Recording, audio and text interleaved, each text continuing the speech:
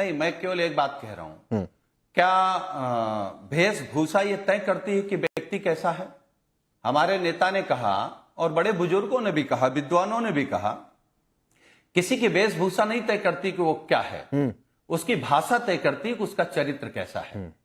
वेशभूषा में आप कहेंगे कि भाई भगवा पहने इसलिए योगी हैं, भगवा तो रावण भी पहना था, सीता मैया को हरण कर ले गया। भगवा पहन के कोई जहर बोलता है क्या? भगवा पहन के कोई बांटने काटने की बात करता है क्या?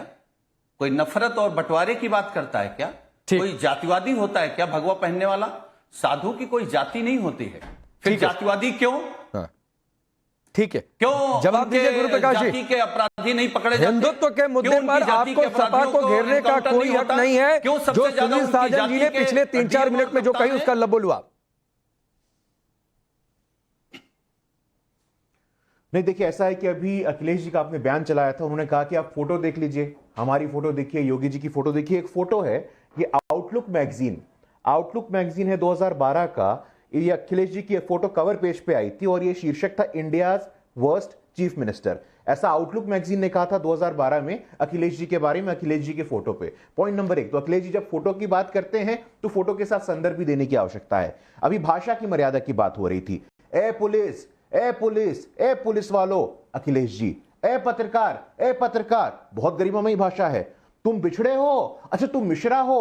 ए पत्रकार, छोटे अधिकारी हो, तुम छोटे अधिकारी हो। मुझे लगता है कि ऐसे लोगों से अखिलेश यादव जी, किसी भी व्यक्ति के चरित्र का मूल्यांकन तब होता है जब यह पता चलता है कि आप अपने से छोटे अधिकारी से कैसे बात करते हो, आप उस व्यक्ति से कैसे बात करते हो, आप उस व्यक्ति को कैसे संबोधित करते हो। तो अखिलेश जी के संस्कार, अखिलेश जी का व्यवहार, अखिलेश जी का जो विचार है, ये पूरे उत्तर प्रदेश को पता है। मैं भी ध्यानपूर्वक सुन रहा था समाजवादी पार्टी के प्रवक्ता को, उन्होंने कहा कि किसका हिंदू, कौन हिंदू, 90% हिंदू। तो 90% हिंदू आपके साथ हैं क्या?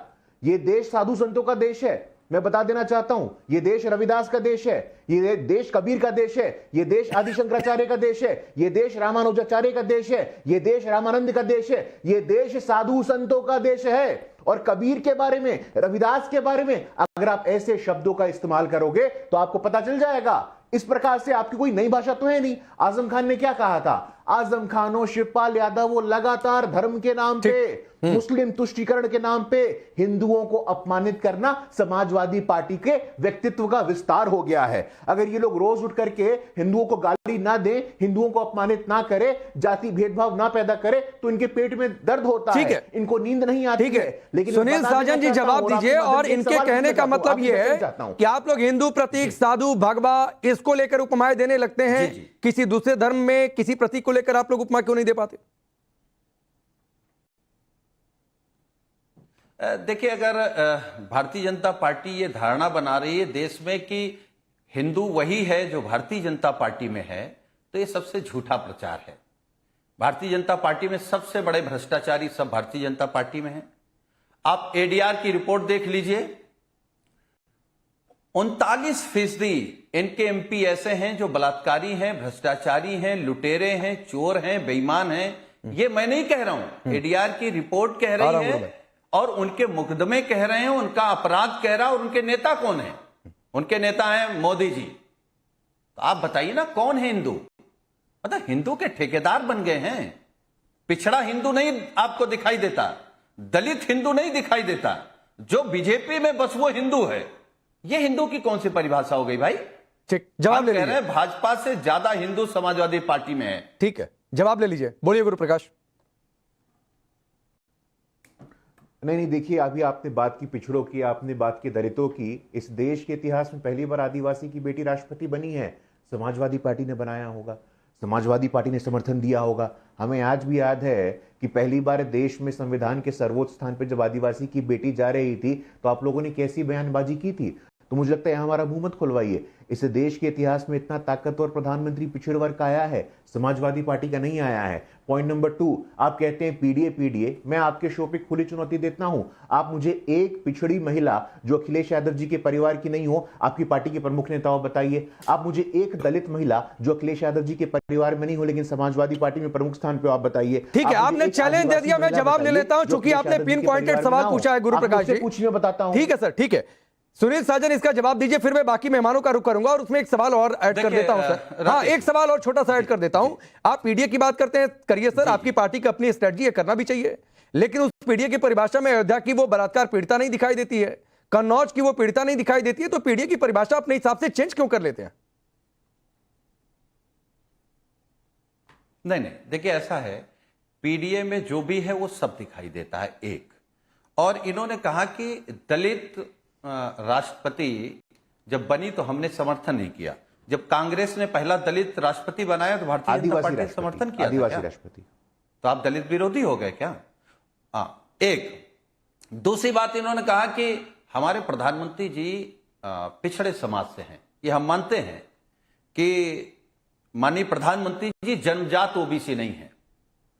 जब वो मुख्यमंत्री हुए तो उन्होंने अपनी बिरादरी को ओबीसी में डाल दिया, तो ओबीसी का दर्द नहीं समझ सकते हैं।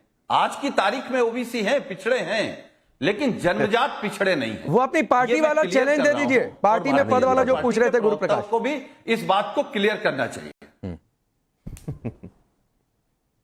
देखिए हमारे यहां जो नेता हैं वो नेता हैं, कोई कठपुतली नहीं होता है। इनके यहां आरएसएस और कुछ लोग ही इस देश को चलाते हैं। क्या ये कह सकते हैं कि 2 साल बाद कोई दूसरा प्रधानमंत्री बनेगा?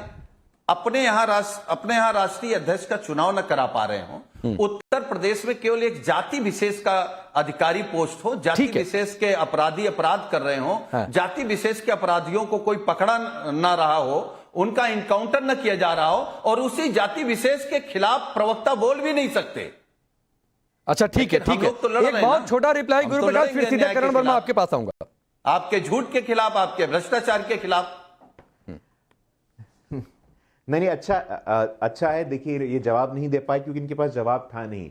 एक पिछड़ी महिला नहीं है, एक दलित महिला नहीं है, एक आदिवासी महिला नहीं है, खुद और खुद यही लोग हैं। अखिलेश यादव जी एमपी रहेंगे, डिंपल यादव जी एमपी रहेंगी, इनके भाई एमपी रहेंगे, इनके चाचा एमपी रहेंगे। इनके लिए सामाजिक न्याय की परिभाषा इनके परिवार से शुरू, इनके परिवार से समाप्त। राम मनोहर लोहिया जी ऊपर से देख रहे होंगे तो आप लोगों को ढेर सारा आशीर्वाद दे रहे होंगे। राम मनोहर लोहिया जी की विरासत के साथ अपमान किया, उनके विरासत के साथ अत्याचार किया, और आज सामाजिक न्याय का ढोंग कर रहे हैं। वाह भाई वाह, वाह भाई वाह। ठीक है, मैं आता हूं सुनील जी, एक करण वर्मा से, फिर मैं डिबेट को पीडीए के राकेश जी, हाँ बोलिए, एक सेकंड में, बोलिए, दो सेकंड लगे। हाँ बोलिए। ऐसा ना, भारतीय जनता पार्टी के सम्मानित प्रवक्ता व्हाट्सएप यूनिवर्सिटी से ज्ञान लेकर के आ जाते हैं, वही आपके कार्यक्रम में बोल देते हैं। केवल 5 यादव एमपी नहीं है समाजवादी पार्टी के, ब्राह्मण भी एमपी समाजवादी पार्टी का है, भूमिहार भी एमपी समाजवादी पार्टी का है, छत्री भी एमपी है, निषाद भी है, ठीक, पाल भी, कश्यप भी है, ठीक, लोध भी है, कुर्मी भी है, गौतम भी है, ठीक, कोरी भी है, पासी भी है, और अयोध्या में जो जीता वो पासी है।